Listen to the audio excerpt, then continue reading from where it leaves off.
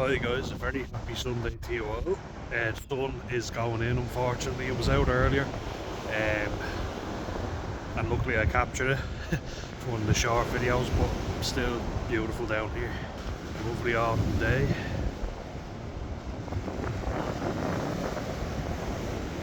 Got my dip done while the sun was out anyway. Apologies. Really need to start making sure that I bring tissues with me because of the surface drip, but I always end up running out. But a thought for today's thought. I know you're probably sick listening to me. Well, a lot of yous aren't, because I'm actually getting 31% of my viewers are now regular, which might not seem like a lot, but about 2 months ago that was only 18%, so massive shout out to everybody who keeps watching. And the reason why I keep posting stuff is because it's therapeutic for me, you know. It's one motivator for me, because the one thing that stops me from dwelling on all the negative shit that happened to me before is to get it out there, to use it and to learn from it, you know, and to help you guys to realise, hang on a minute, this might be a toxic situation. Because there's a lot of people struggling, that's the truth, you know, and I keep saying it, but seeing someone saying it helps you to feel validated, you know, nothing worse than feeling invalidated. And that's very true. You know, when you get a eureka moment, you're like, shit, I'm not alone. The fact of the matter is, a lot of people aren't living these rip-roaring lives. The influencers who are online, and because we all spend so much time online, they're the people that we consume. They're the ones we see, and we think, oh yeah, everybody's doing this, when in reality, a lot of people are not doing this. A lot of people are struggling to keep their heads above water. A good metaphor. I have to keep my head above water because it's getting very cold. It'd be quite nice, but it is getting nippier. Hence the hat. Need to keep that. I know it's probably annoying a lot of people. Need to get new batteries for winter walks when it starts getting darker. But yeah, you know, a lot of people aren't living these rip-roaring lives, and a lot of people are struggling. So a problem shared is a problem halved. I just try and get down here as often as I can and upload these videos because you seem to like them. Getting good feedback from you guys, so hence that's the reason I keep posting them. Out in nature, you know. It also keeps me sober, and I need to be sober, you know, I need to stay sober. And now it's getting trickier because there's been a bigger gap, you know, so with that gap comes, you know, comes a period where you forget just like what damage it did, you know. And I have to remind myself of that. Because do I want the next 27 years of my life to be struggling with alcohol? No, I fucking don't. And I'll be honest, like, everything in my body was telling me not to, not my body and my mind. Ironically, yesterday I was saying to myself, I need to go for a swim now. And then today it's a lovely day, but I felt tired, you know. I woke up in a state of anxiety but tiredness at the same time. You know, where you start worrying about stuff that you thought you'd buried.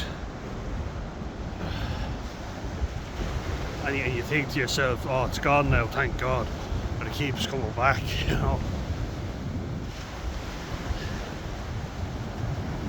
Like that's the reality of living with a mental illness, you know. People want to hear about the exciting stuff, the reality of it is that you spend most days just struggling to live, struggling to get by. You know, doing anything is a challenge.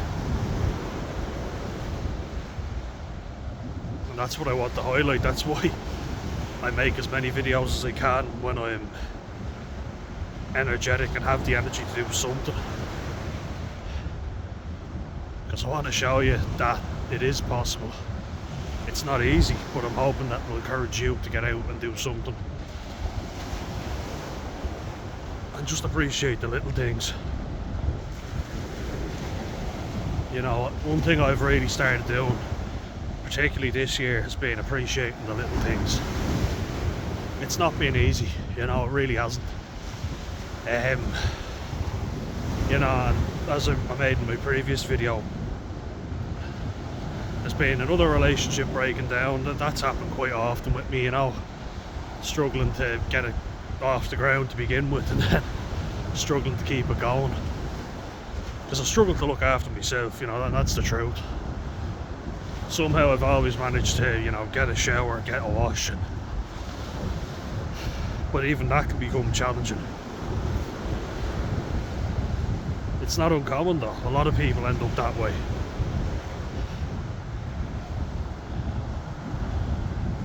And that's why I was saying, at what point do you start to kind of go, that's not helpful, you don't want to wish bad on everybody. A lot of people are unaliving themselves in record numbers. Be careful with the language, but you know what I mean. The loneliness epidemic among men is at an all-time high.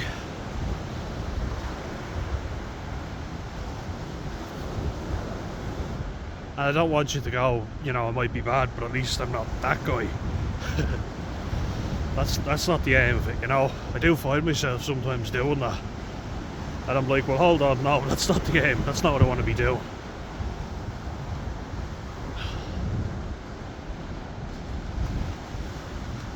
But if other people are struggling or have struggled and they've gone through it, they're going through it, because for a lot of us we're going through it. If we have useful tips, then we can keep each other alive and on this planet. And isn't that wonderful? Isn't that something we want to do? And if I've been a little slow speaking lately in videos, it's because I really have been in the shit, you know. I've been quite depressed lately. Well, I mean, you probably already know that. But that's what happens. Everything is working slower, you know. Yeah. Sometimes I can't even work up the energy to say something, but I hope that seeing me getting out in this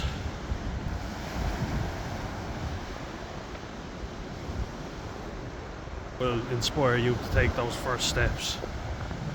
You know, just to get out of the house and to realise there is more to this life. Because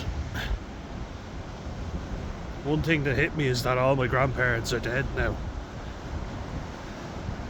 One of my best mates, Mam, she died. You know, and I was only speaking to her at Christmas time, and then a few months later she's dead. So that kind of does give you a fear of, well, what do I want when I die?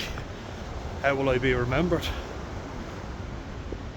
I'd like to be remembered as someone who looked out for vulnerable people, you know, put others first. You know, someone who wasn't afraid to take those difficult steps and persevered despite continuous challenges, because I don't take for granted that a lot of people have been in a very similar place to me, and it has gotten worse for them to a point where they weren't able to cope with it anymore. And I don't like to think that, you know, I'm just stronger than them. Some people say that, and I think that's a horrible way to look at it. maybe they didn't have the same support network that I have. You know? The YouTuber that I watched before said something like that about Michaela Rains. You know, that the smear campaigns that happened against her happened to him. But he said, you know, she just wasn't as strong as me and that's not her fault. And I kind of thought, that's not really a very nice way of looking at it. I don't really like that attitude. The sun's coming out now, so look at that. Yeah. Oh, oh lovely. Beautiful. Oh, magnificent. It's lovely out now, look.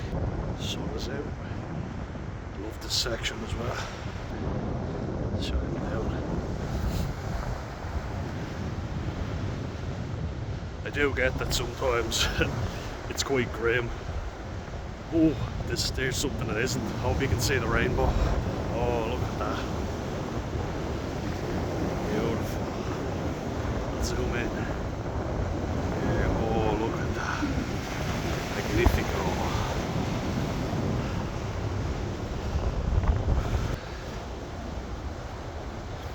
You know, it does get a bit grim. So I want to post the nice weather, I want to post all the pleasant things, because life isn't all doom and gloom. Absolutely not. You know, one thing that I wished I'd done sooner is realise that I don't have to surround myself with bad people. But I took that step and I said, fuck it, I'm not hanging out with these people anymore. Best thing I ever did. You can cook up a whole answer of, oh, I'm going to do this to them, I'm going to just cut them out. Cut them out, it's easier. You'll save yourself so much hassle.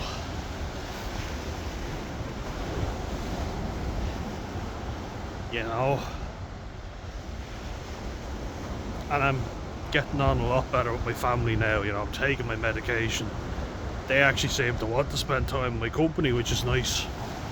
I know that sounds kind of harsh, but I was a little intense, you know, so the medication helps with that. Though I have to speak to the doctor because there's a few unwanted side effects, but it's a small price to pay to at least have a better relationship with my family, so I'll take it. 44 days off alcohol consistently now, so you know, that really is something. The cravings are coming in. Having this channel is something that kind of, it holds me accountable, you know, because I can post a video and go 45, 46 and say, you know, I'm still going strong. Doesn't mean it's going to be easy, but you guys around, I know it's going to be a lot easier than it would have been. And it's just something that gives me a goal. Motivates me, because when I'm making these videos I don't even realise I'm walking and I'm burning calories. And oh, this is picturesque. This is like a painting right now.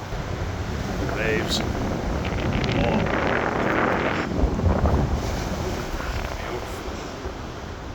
beautiful. Take pleasure in that, alright.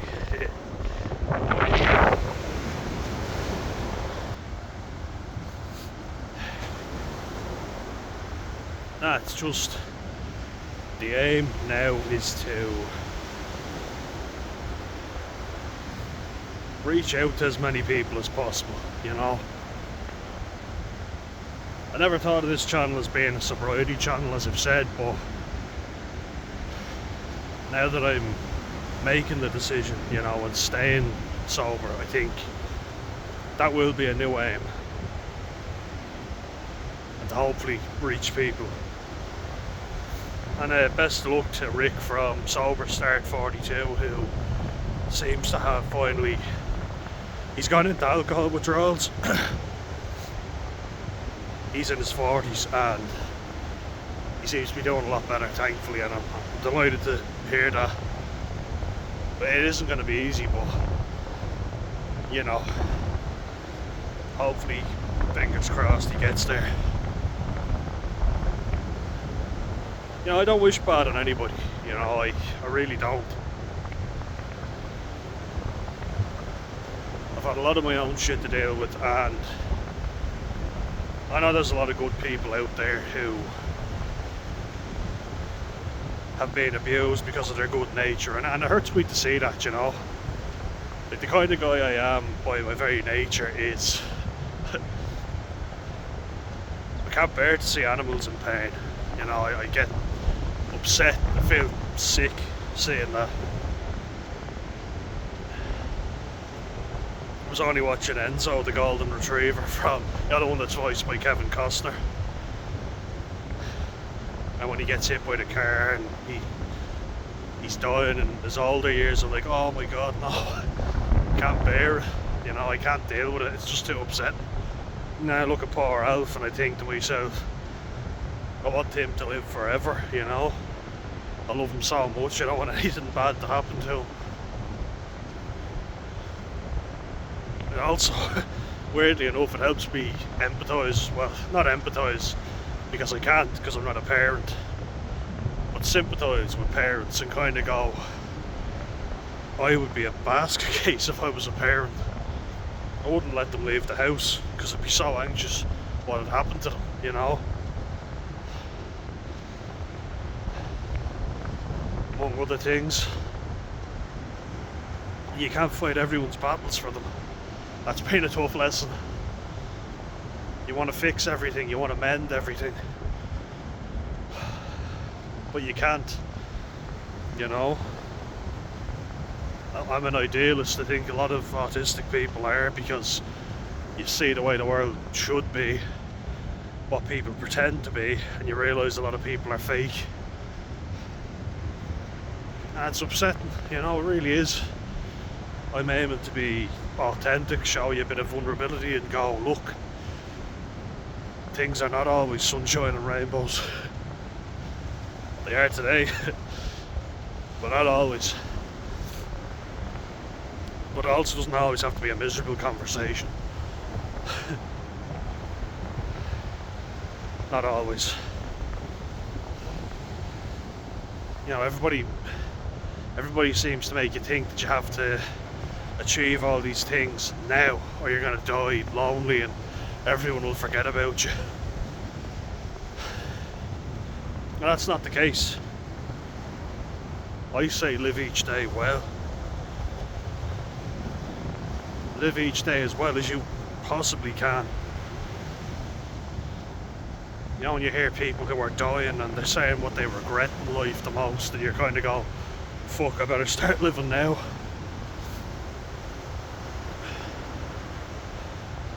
I do think about that quite often. And like, if you picture yourself when you're older, and you're kind of like, I'm trying to, you know, I try it every so often. What would I regret when I get to a certain point? Regret not spending every day here. I love this little section. Beautiful, beautiful. Oh, look at that. You know what I would have said, and something that I'm really glad that I did do, was spend as much time as I could with my grandparents before they died. You know, every single one of them, I've spent as much time possibly as I could with them. Even my granddad, who was hard work, you know. But I know I tried. I know I gave as much as I physically could, and that gives me peace of mind. He was the way he was, but look, R.I.P. to the owl fella anyway. Not my owl fella, but my owl fella. I know I tried as hard as I could, so that's one regret I won't have. Both my grandmothers I gave as much as I could. Absolutely. And I wanted to, and they both gave back to me. It was a reciprocal relationship, you know. Reciprocal.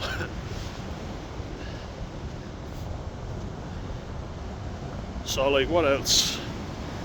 And by the way, anyone who's lived a longer life than me, let me know your advice. Greg, you've got plenty. You're a pearl of wisdom. We're hoping to get part 2, by the way, of the podcast going again. Me and Robbie. Sent you an email there, Robbie, so check it out. Good lad. Another regret of mine would be that I didn't spend enough time, you know, my mum, my brother, my dad. So like, you know, you can try and build a life for yourself, but family is the most important thing. Really is. And I've reached out to family members, you know, and I've tried to do better than what a lot of my family have done for me. You know, just let people know that I was there for them. You know, people that I wasn't particularly close with, or people who, you know, kind of dissed me, my mum, my brother. It's kind of like, look, they're family, so they get, you know, you do give family a lot more slack. You know, so I reached out to them, and they know I'm there if they need me, and you know, that's something. That just gives me peace of mind. You know, I'd hate to think that I didn't make an effort. I'm glad that I didn't give in to myself, and that I wasn't given into, you know, and that's something. I've done a lot of living, you know, for an autistic guy with a really bad depression. I've experienced a lot of things, so I kind of know what I like and what I don't like, and I'm giving myself and allowing myself more time to be me, and not to always have to persevere with stuff that makes me both physically and mentally ill.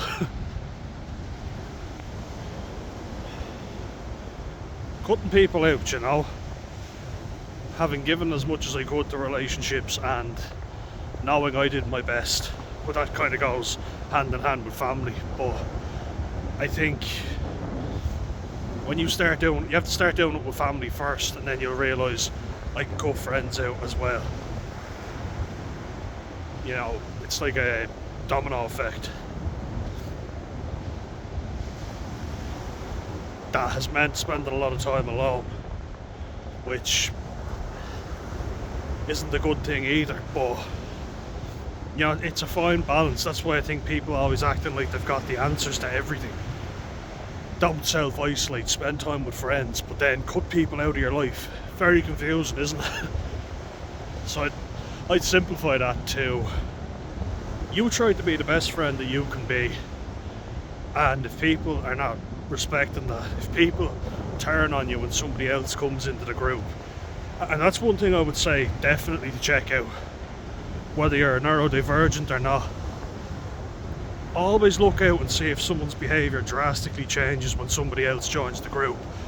So if they go from being really nice to you when they're on their own with you, to, you know, taking the piss out of you and just acting different, you know, keep an eye on that. Yeah, that's something I've really noticed. And if they take the piss out of you when they're with you one-on-one, then I'm kind of like, look, they're doing it when we're on our own. They're not trying to impress anyone. Just having a laugh, you know. Then I kind of go, alright, look, that's just how they are. But if they're doing it when there's somebody else and really doing it, but they are, you know, nice as pie to you when they're on their own with you, keep an eye, keep an eye, keep an eye. That's the one thing I've really noticed. And to quote Shakespeare again, to thine own self be true. As in, know your self-worth, know what you will and won't take. That comes with a bit of heartache though. You know, you have to kind of experience life to kind of go, I will and I won't take that. I'm going to turn around actually, a piece of advice to myself, because I feel drops of rain. What a beautiful day it has been. Yeah, better turn around before it pisses it down. But anyway, before that we'll get in the rest of this video, so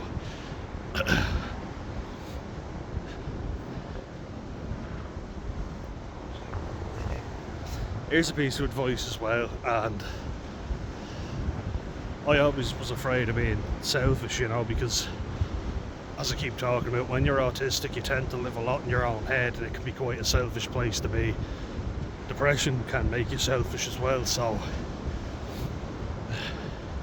piece of advice that I would give to everybody, within reason, you know, but look after yourself first. You can't look after everybody else if you're not well, and I get that I'm trying to offer advice while I'm still not well, but it's an ongoing thing, and you know, I'm getting there, and you guys are offering me advice and contributing a lot, so I appreciate that, guys, really do. But yeah, you know, I've had rows with my mum, my brother, because I've tried to fix problems for them, which they didn't want me to fix in the first place. Now, in fairness, they should have been clearer, you know, and I've said it to them. I've been like, when you complain about something or say that you're pissed off with someone, I think they've hurt you, and I feel like I have to do something about it, you know. I find it very hard to just go, well, you're obviously hurt by it, and if I can do something, I will. You know, I struggle to get it right, but I do try at least. I probably look like a fucking head case in the process, but I care. That can never be questioned. And I'm only 27, you know, that there's a lot of my life to be lived.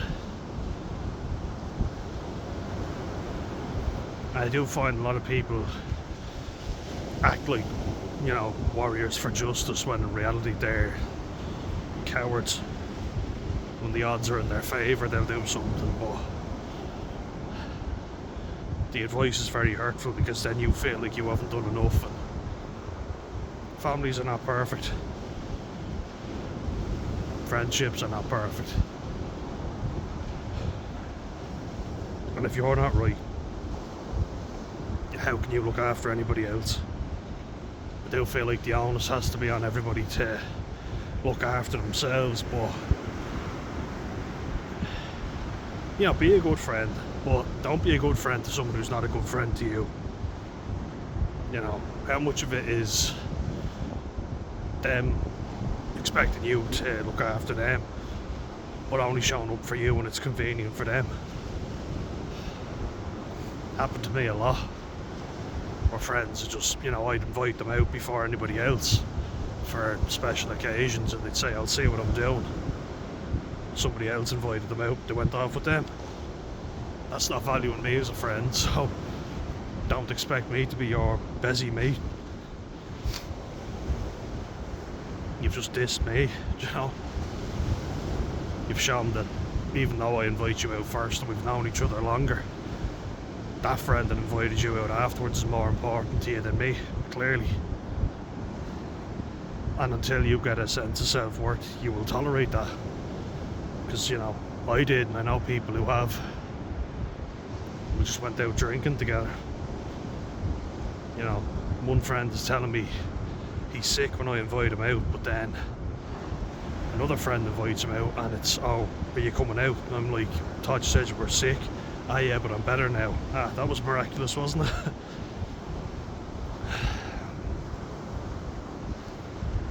Try and get comfortable in your own head, you know, and that doesn't mean spend every minute of your life on your own, but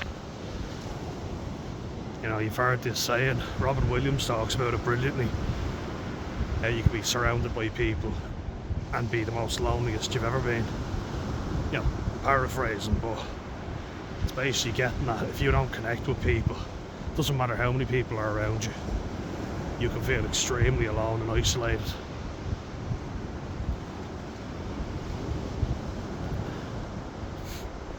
And that's not a good place to be.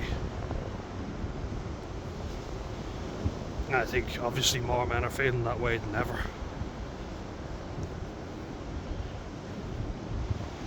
Why is that? Well, I think it's because men from older generations got away with the law. They had it good.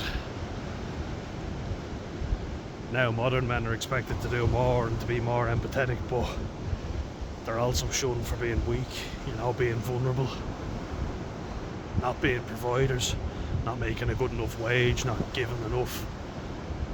And it's a tough time. It's a tough time for everybody, might just add, you know. This situation doesn't seem to be benefiting young women either.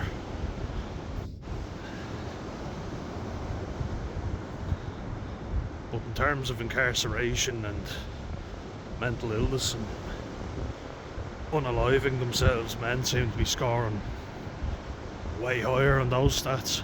So that's what we've got to look at. And as I've said in previous videos, you know, I can only speak as a young man, not a young woman, in case you couldn't tell with the facial hair.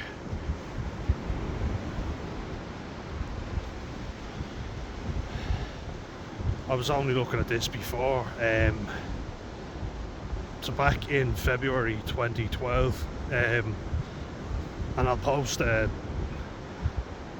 memory on his birthday, you know, when, or his the tragic day where he actually did end his own life. He was only 28, Chris Dyson, so RIP to him. He was a footballer, and he actually coached me for a little bit in 2012 with Knockline United. Got a horrific leg injury, and then he was playing with Wolves, Wolverhampton Wanderers. Wolverhampton, anyway. But he got horrifically injured, a really bad challenge, and then he decided to coach instead. That's the salt water up around my eyes. It's also around my nose. But you know, this lad was coaching us 1 minute and then the next he was dead, and our coach told us Chris is dead. I was like, fuck. None of us took it in. We were kind of joking, thinking he's having a laugh. He's like, no, he hanged himself. No, for a second we were like, holy shit, poor fella, he had a family and everything. Does that mean he's selfish? I don't think it does. I think it means he was seriously struggling. You know, he was a lad seriously struggling, God love him, and I was only 13 at the time. You don't really take it into consideration until you realise he was struggling with gambling and alcohol problems, you know.